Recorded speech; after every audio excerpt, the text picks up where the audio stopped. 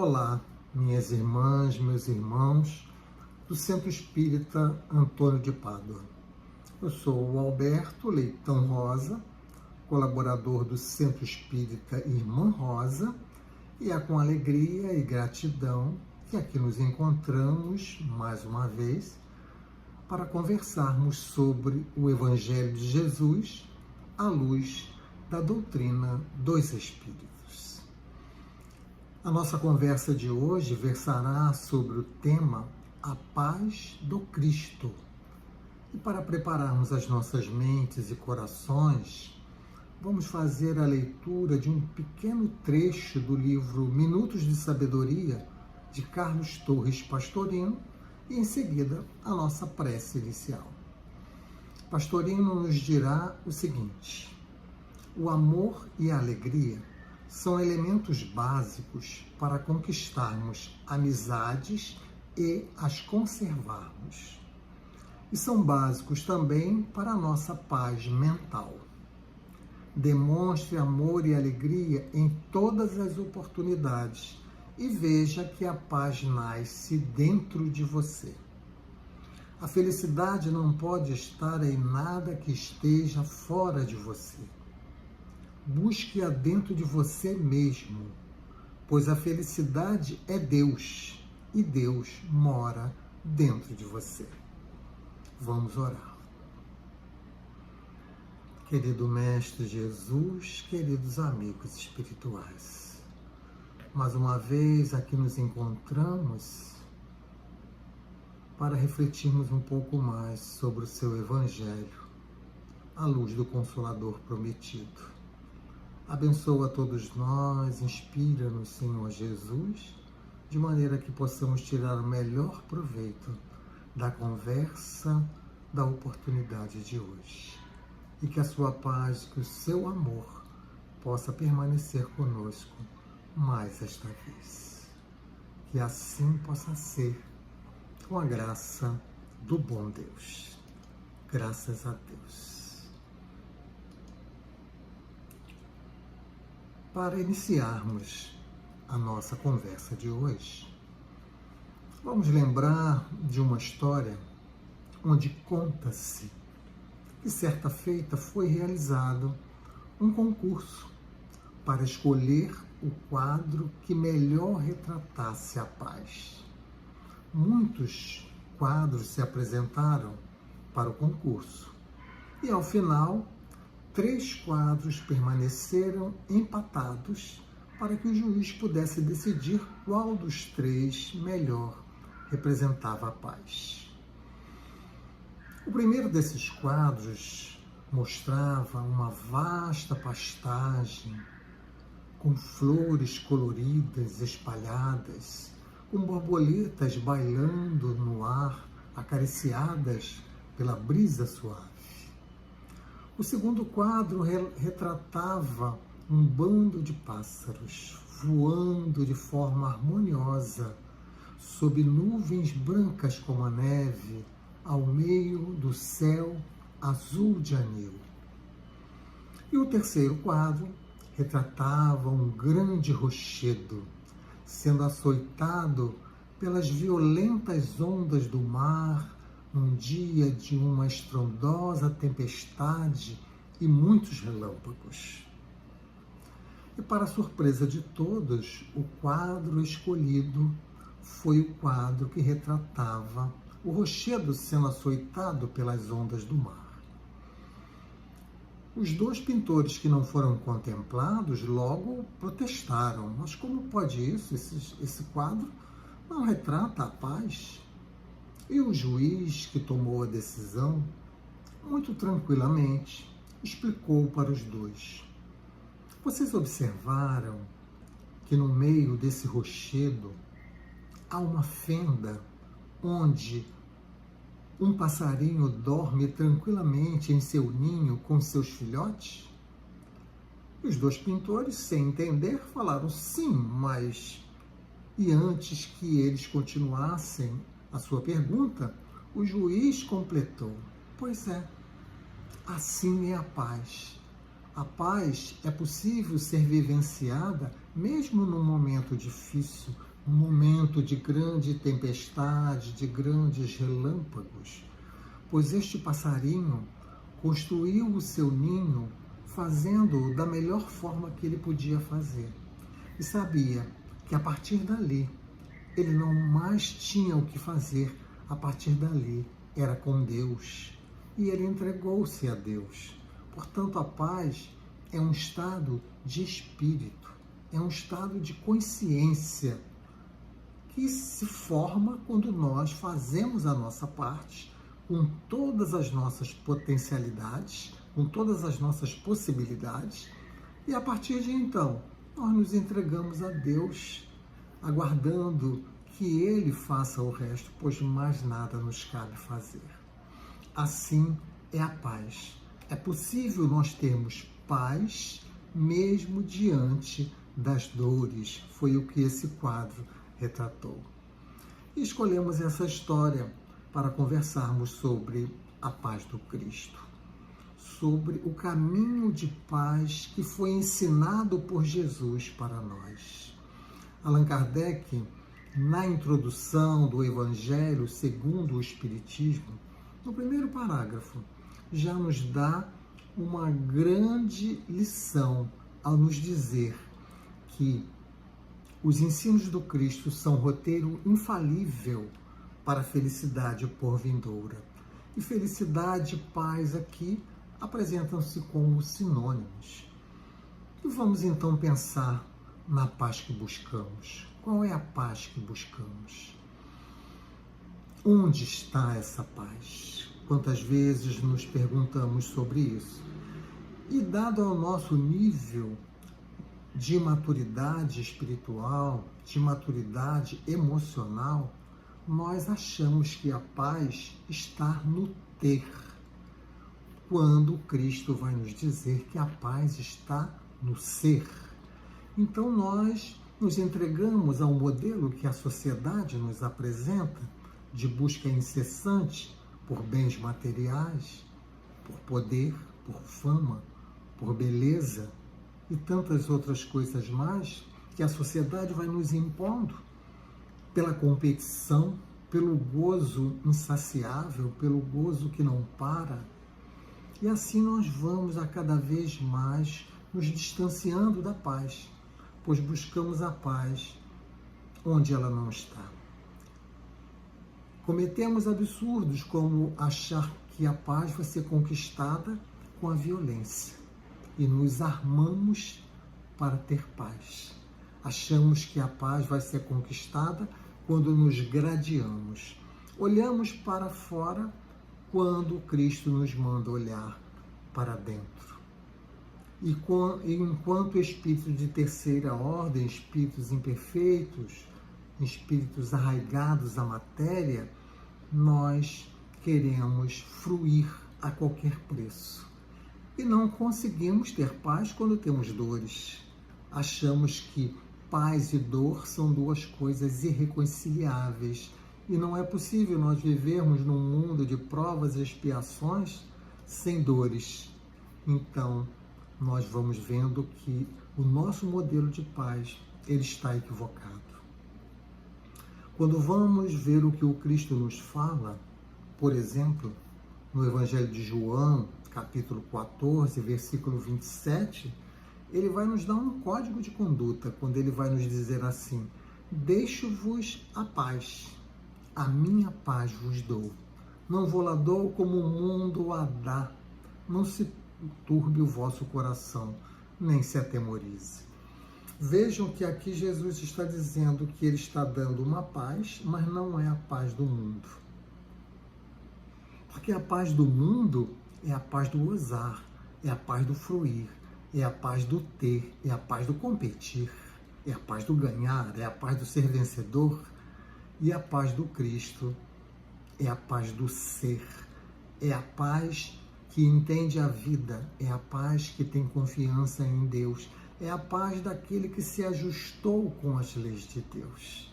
Então vejam que quando nós nos ajustamos com a lei de Deus, nós conquistamos a paz. O Cristo, quando vai nos falar sobre paz, há um momento, durante aquela que ficou conhecida como a última ceia,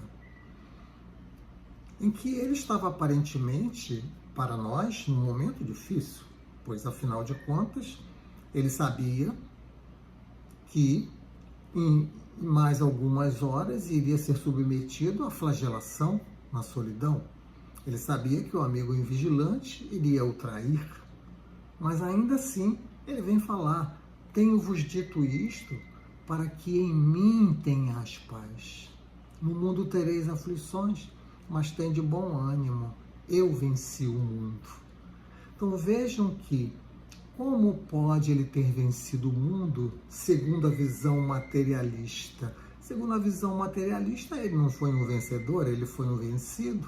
Mas quando vamos entender a vida, nós vamos ver que o real entendimento da paz, ele consegue conciliar com as aflições, porque ele é conquistado por aqueles que se ajustaram às leis de Deus.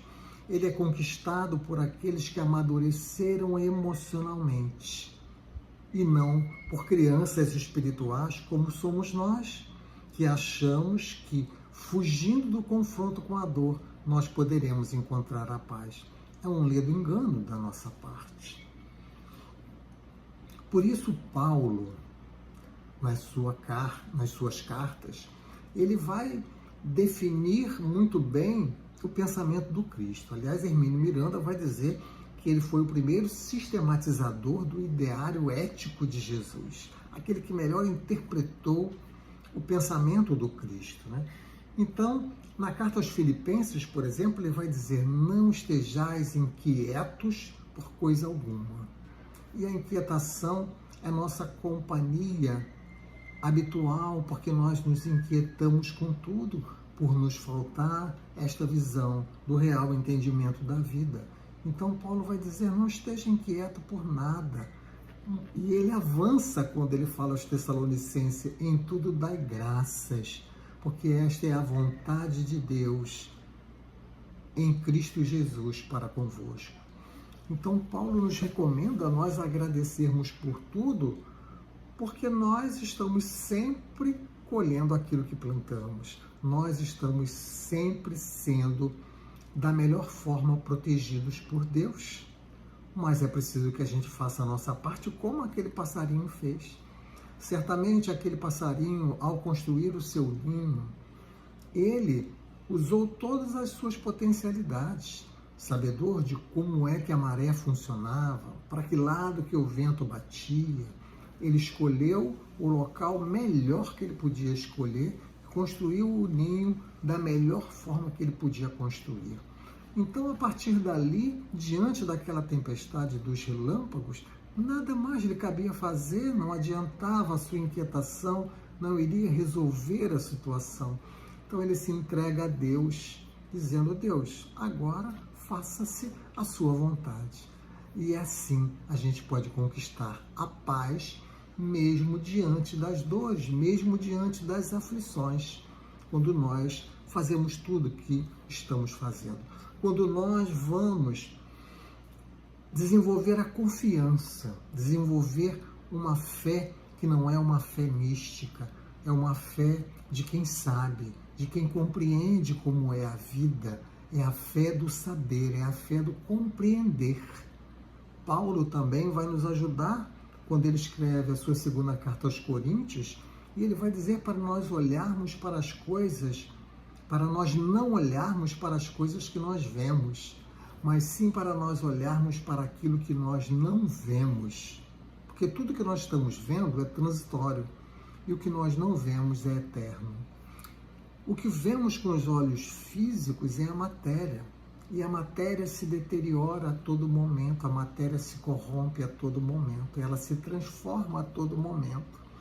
Mas aquilo que nós não vemos e que só podemos ver com os olhos da alma é o futuro, é a vida futura, é o destino a que nós estamos fadados de felicidade.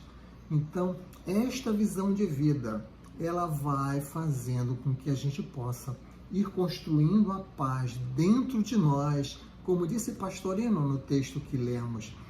A paz está dentro de nós. A paz é um estado de consciência. A paz é Deus e Deus está dentro de nós. A centelha divina está dentro de nós.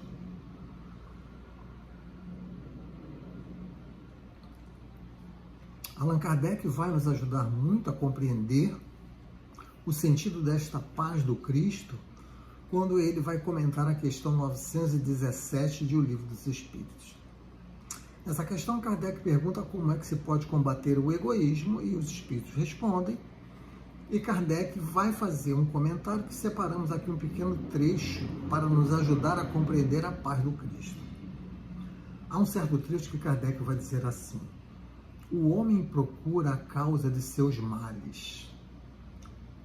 E quando compreender bem que no egoísmo reside uma dessas causas, que perturba todas as relações sociais, que provoca as dissensões, que aniquila a confiança, a que o obriga a se manter constantemente na defensiva contra o seu vizinho, que do amigo faz um inimigo, ele compreenderá também que esse vício é incompatível com a sua felicidade. Vejam, o egoísmo é incompatível com a nossa felicidade. E quando nós focamos no ter, quando nós nos entregamos à escravidão da matéria, é porque o egoísmo está nos dominando.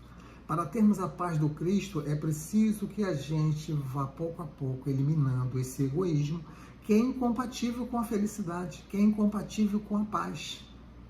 E Kardec ainda acrescenta, e podemos mesmo acrescentar com a sua própria segurança. A própria segurança que tanto nós almejamos, que tanto nós desejamos, ela só será conquistada, segundo Allan Kardec, quando nós extirparmos o egoísmo dentro de nós. Então vejam o caminho que Jesus nos apresenta e que a doutrina espírita nos explica de conquistarmos a paz. Por isso que Kardec disse lá na introdução do Evangelho, como falamos, que os ensinos do Cristo são um roteiro infalível para a felicidade por vindoura. Na questão 967, para a gente entender um pouco o que é paz do Cristo. Em que consiste a felicidade dos bons espíritos? Ora, é isso que queremos, a felicidade ou a paz dos bons espíritos. Em que isso consiste? Resposta dos espíritos: em conhecerem todas as coisas, ponto e vírgula. Aqui já está uma parte bem expressiva da busca da paz do Cristo, o conhecimento de todas as coisas. Então, é preciso que a gente cada vez mais desenvolva a inteligência para compreendermos as leis de Deus. Só através do desenvolvimento da inteligência, do conhecimento, do estudo, nós vamos conseguir compreendendo pouco a pouco as leis de Deus.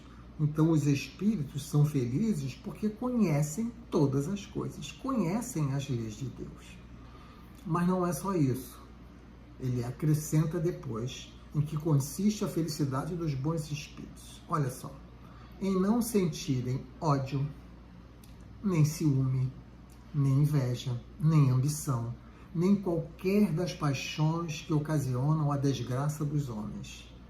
Então vejam que no egoísmo, que ainda há pouco falamos, daí que vai surgir o ciúme, a inveja, a ambição e as paixões. E são essas paixões que, quando estão descontroladas, quando elas estão nos dominando, que vão ser a nossa infelicidade ou a nossa desgraça. E por outro lado, o amor que os une lhes é fonte de suprema felicidade. O desenvolvimento do verdadeiro amor. Quando combatemos o egoísmo, nós desenvolvemos o amor. Quando combatemos as imperfeições, nós desenvolvemos o amor. Então, este amor é que será a fonte suprema da felicidade. Continuam os espíritos, não experimentam as necessidades, nem os sofrimentos, nem as angústias da vida material. São felizes pelo bem que fazem. Então vejam que não há mais aquela necessidade do gozo da matéria que tanto nos faz cada vez mais infelizes. Quanto mais o bem nós fazemos, mais felizes nós somos. Quanto mais nós aprendemos a amar, mais paz nós temos, mais felizes nós somos. E é aprender a amar mesmo, porque o amor é algo que se aprende. O amor não é algo que vai dar um troço e a gente vai começar a amar. O amor, ele vai se desenvolvendo. Tanto é assim que o amor, ele vai passando por fases, como vai nos dizer Joana de Ângeles, lá no livro Amor Imbatível ao Amor, através da psicografia de Divaldo Franco. Joana vai nos dizer que o amor passa pelas fases infantil, juvenil, para chegar à fase madura. Então, o amor infantil, o amor juvenil, é aquele amor obsessivo, é o amor possessivo, é o amor violento, é o amor que pensa em si, é um amor egoísta. E quando nós chegarmos ao amor amadurecido, o amor que pacifica, o amor que plenifica, o amor que liberta, o amor que dialoga, o amor que quer ver a felicidade do outro, o amor que confia, o amor que respeita. Este sim será o amor fonte de suprema felicidade. E às vezes a gente tem a sensação de que nós estamos desaprendendo, e isto é um equívoco, é uma visão equivocada da nossa parte, como está na questão 784 de O Livro dos Espíritos, quando Kardec pergunta assim: bastante grande é a perversidade do homem. Não parece que, pelo menos do ponto de vista moral, ele, em vez de avançar, caminha aos recuos? E os Espíritos respondem: enganas-te. Estamos enganados, a nossa visão está enganada. Porque quanto mais a gente observa o conjunto, mais nós vamos vendo que o homem compreende o que é o mal. Então, quanto mais a gente está envolvido no mal, mais a gente compreende o que é o mal. Os Espíritos arrematam assim: faz-se necessário que o mal chegue ao excesso para tornar compreensível a necessidade do bem e das reformas. Então, nós estamos sempre avançando, por mais que as coisas ao nosso redor possam estar como naquele quadro da pintura, em que haviam relâmpagos estrondosos, e havia uma tempestade estrondosa, relâmpagos. Então, ali nós estávamos num mundo como estamos vivendo aqui hoje, com o mal sendo mostrado muito para nós. Mas conforme o mal vai crescendo, chegando ao excesso, o homem vai compreendendo a necessidade do bem e das reformas. E às vezes nós confundimos o mal, às vezes nós confundimos a paz com o bem-estar. Porque a busca do bem-estar é aquele refrigério após um dia de trabalho, um ano de muito trabalho. Então, buscar bem-estar não é algo errado. É possível que a gente possa buscar o bem-estar. Na questão 719 do Livro dos Espíritos, os Espíritos vão nos explicar se vamos buscar o bem-estar. E isto não está trazendo prejuízo a ninguém, nem está diminuindo as nossas forças físicas e morais. Isto não é problema. Podemos buscar o bem-estar. Só que a gente confunde o bem-estar com a paz. E por isso que queremos o gozo incessante, né? É bom, por exemplo, nós fazemos uma boa viagem, fazemos uma boa refeição, temos uma boa conversa.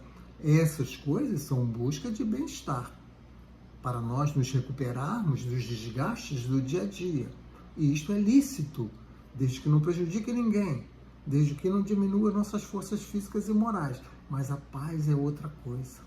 A paz é um estado íntimo. A paz, ela está dentro de nós. A paz é conquistada com a prática do bem, com a vivência do bem, com tantas coisas que nós podemos fazer ajustados às leis de Deus. Então, assim a gente vai entendendo que a paz é algo diferente. E vamos, então, saindo de um processo de vitimização, de agressividade, né? De querer encontrar culpados para os nossos erros, para os nossos sofrimentos. Enfim, vamos amadurecendo, né? espiritualmente, emocionalmente, e vamos assim encontrando a paz pouco a pouco. Então, o que se passa conosco, que atrapalha o encontro com a paz, é que nós temos essa busca pelos caminhos errados, como nós falamos, pelos caminhos equivocados, por querermos controlar aquilo que não é controlável. Então, nós desperdiçamos as nossas energias com aquilo que nós não temos comando. Isto tira a nossa paz, isto cria as aflições, isto cria as inquietações. Né? O passarinho, ele não desperdiçou as energias dele, porque ele já tinha feito tudo que ele podia fazer e ele entregou a Deus. Nós não entregamos a Deus. Nós ficamos ainda com aquela inquietação sobre uma coisa que nós não temos controle. Então é preciso que a gente veja, diante de uma situação difícil que está acontecendo ao nosso redor, o que eu posso fazer? E aí eu faço o que eu posso fazer. A partir de então, nós vamos entregar a Deus, porque não adianta nós nos inquietarmos, porque nós não vamos resolver a situação. O passarinho não ia fazer a tempestade parar, muito menos os relâmpagos. Né? Então, para nós irmos desenvolvendo a paz, é preciso que a gente desenvolva bons pensamentos, é preciso que a gente cuide das nossas energias, é preciso que a gente se liberte do nosso passado equivocado, é preciso que a gente não se aflija com o futuro que vai chegar, porque a gente vive entre o passado e o futuro e esquecemos o presente. Né? Então é preciso se desconectar deste passado e é preciso não entrar num processo de ansiedade pelo futuro. É preciso fugir do processo de querer controlar tudo, controlar todos que estão ao nosso redor. E entendermos então que quanto mais a gente vai fazendo o bem, mais a gente vai sendo feliz, mais a gente vai chegando a esta paz do Cristo. Vejam que na questão 922, como que isso fica bem claro. Quando Kardec vai perguntar, pegamos aqui um trechinho da pergunta, a pergunta também é longa. Pegamos só o finalzinho da pergunta. Haverá alguma soma de felicidade comum a todos os homens? Quer dizer, hoje, todos nós podemos ter felicidade? Como que é essa felicidade para o dia de hoje, para o nosso nível evolutivo? Os espíritos respondem assim: com relação à vida material, é a posse do necessário. Com relação à vida moral, a consciência tranquila e a fé no futuro. Vejam como aqui está a paz do Cristo. É claro que materialmente nós precisamos ter o necessário, porque estamos no mundo material. Então nós precisamos nos alimentar, nos vestir, ter um lugar para morar, precisamos ter acesso à saúde, à educação, minimamente. Então, a vida material, ela é importante para nós. Precisamos sim ter o necessário. Mas o que mais nos impacta para não termos paz é com relação à vida moral. Porque para termos paz, nós precisamos ter consciência tranquila. E só tem consciência tranquila aquele que faz o bem, aquele que deseja o bem, aquele que pensa no bem, que vive no bem. E isto vai nos dar consciência tranquila. E fé no futuro é quando nós entendemos o processo de Deus, quando a nossa fé passa a ser a fé de quem sabe, não mais de quem crê, mas sim de quem sabe, de quem conhece, de quem entendeu, de quem pensou, de quem se convenceu e passa a se entregar a Deus. E esta fé no futuro e a consciência tranquila vão gerar essa paz íntima que tanto nós estamos buscando e não encontramos.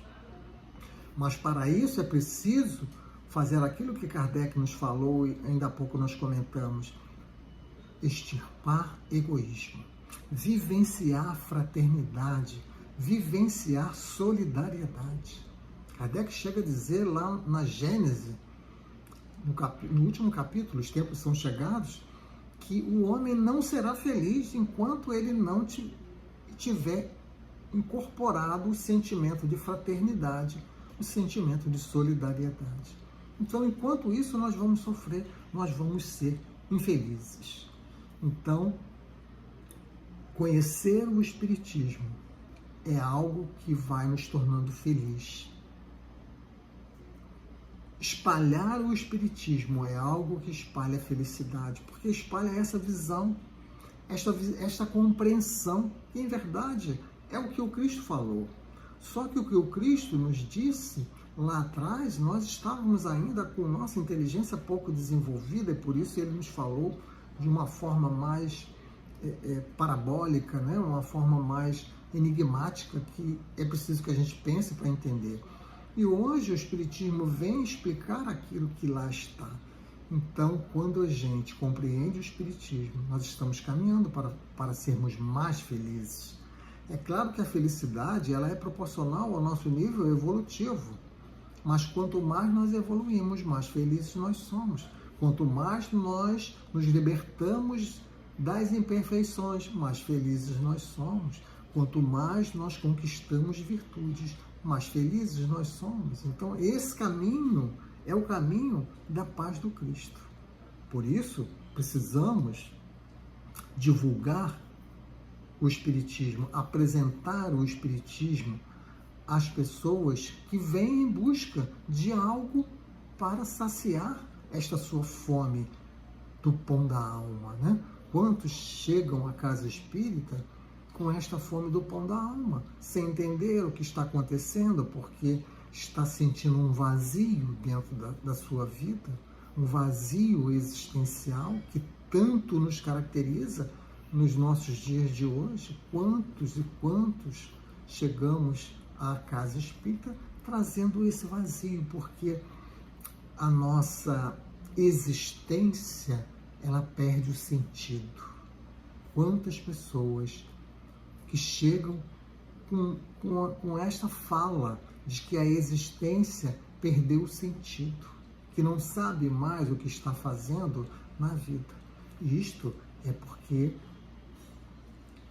este vazio que abre um buraco no nosso peito é quando nós nos afastamos da espiritualidade, quando nós nos afastamos da religiosidade, que não necessariamente é a religião espírita, de qualquer religião, ou até mesmo sem nenhuma religião, nós podemos desenvolver o sentido da religiosidade, da conexão com Deus, de percebermos as nossas potencialidades, de entendermos quem somos, de entendermos o objetivo da nossa existência. Isso vai dando sentido à nossa vida. Por isso que mais dia menos dia, em algum momento, nós vamos sentir esta fome do pão da alma. Enquanto nós estamos muito atribulados com as questões da matéria, a gente vai levando a vida. Mas há um momento em que bate essa reflexão em nós. E se a gente não tem esta religiosidade, esta espiritualidade, nós podemos sentir esse vazio existencial, esta perda do sentido da nossa vida, que é exatamente o oposto da paz. Então, como é que nós podemos dar sentido à nossa vida? Como que podemos dar sentido à nossa vida? Primeiramente, agindo, nos ocupando de forma útil, fazendo coisas que sejam úteis, e não apenas nos ocupando nas coisas fúteis, como na maioria das vezes nós nos ocupamos. Então, a futilidade vai cavando esse buraco no nosso peito do vazio existencial. Então, agir nos ocupando com coisas úteis. Outra forma de nós irmos dando sentido à nossa vida, vivenciando o amor, desenvolvendo o amor, aprendendo o amor, amar ao que é bom, amar ao que é belo, amar ao que é digno, amar as pessoas, amar a natureza. E este é um desenvolvimento, é um aprendizado, como diz o Espírito Lázaro, lá no Evangelho segundo o Espiritismo. Nós começamos pelos instintos, avançamos para as sensações, para chegarmos aos sentimentos. Então, este é o aprendizado do amor. E a gente precisa avançar no aprendizado do amor para que isso dê sentido à nossa existência. Uma outra forma de darmos sentido à nossa existência é nós aceitarmos aquilo que vem na nossa vida, que vem no nosso destino.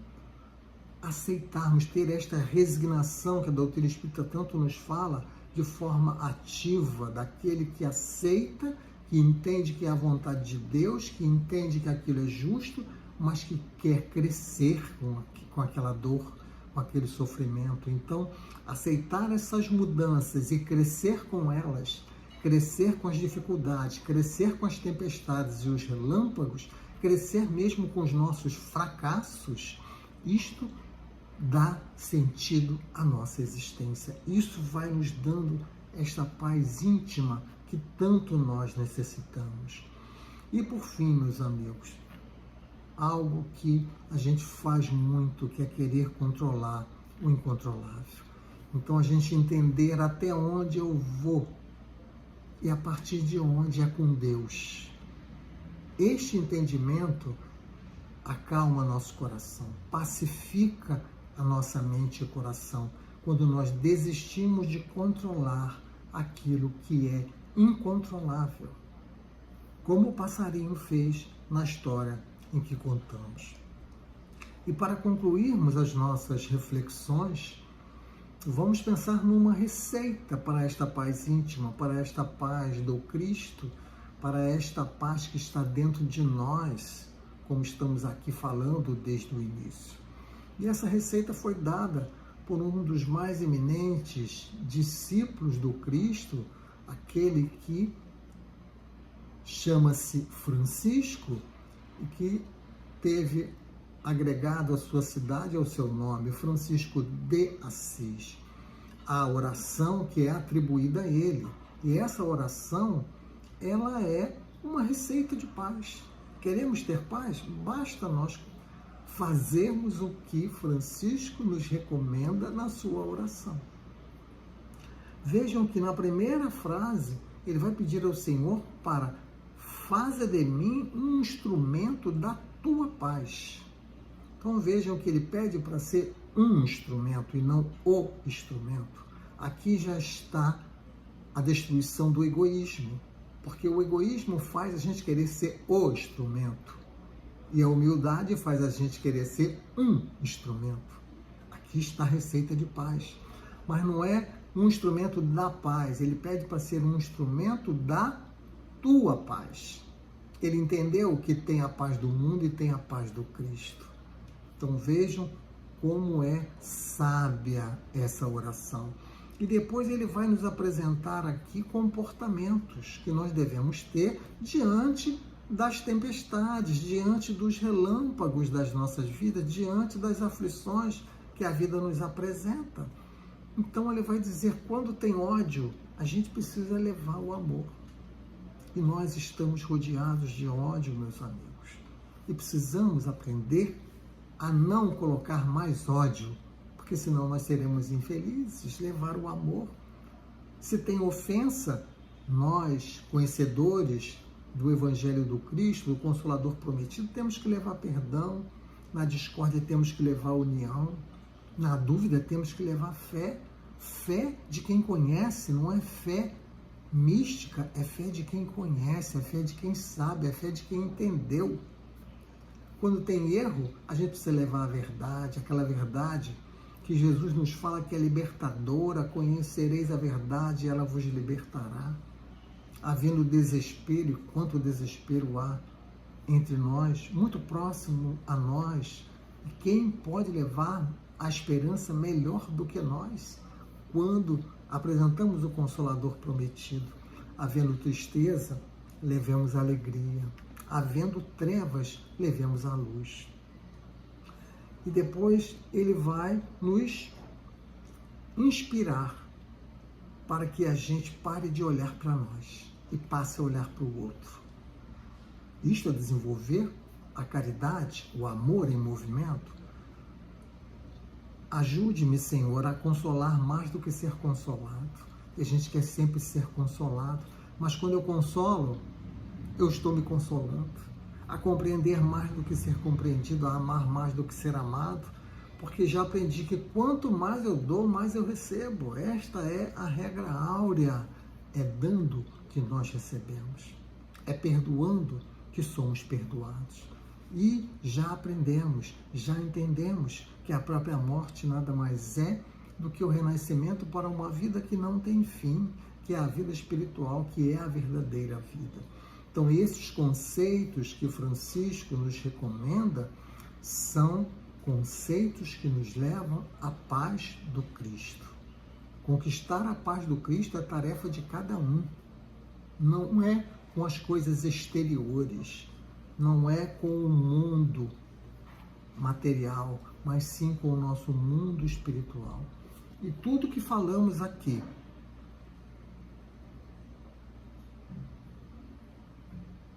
depende única e exclusivamente de nós, não depende do outro. Nós não dependemos de nada do outro para termos paz e para sermos felizes, porque aqui estão comportamentos que só cabe a nós, independente do que o outro está fazendo. Nós, se quisermos, se colocarmos a nossa vontade, o nosso querer nesta direção, nós podemos ter comportamentos pacificadores, comportamentos plenificadores, comportamentos que levam à paz do Cristo. Muito obrigado pela atenção de todos, muita paz, e vamos fazer a nossa prece final.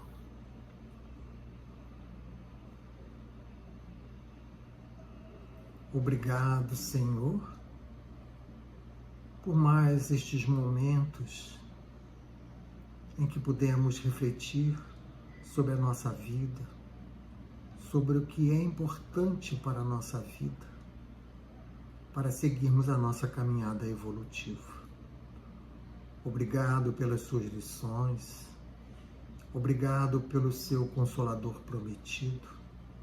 Abençoa-nos, Jesus, para que possamos fazer bom uso desse tesouro que nos é apresentado, cada vez mais nos explicando, detalhando quem somos, de onde viemos, para onde vamos, qual o objetivo da nossa vida. Abençoa a todos os lares que estão aqui conectados conosco e que possamos permanecer, Senhor, na sua paz. Que assim possa ser, com a graça do bom Deus. Graças a Deus, muita paz a todos.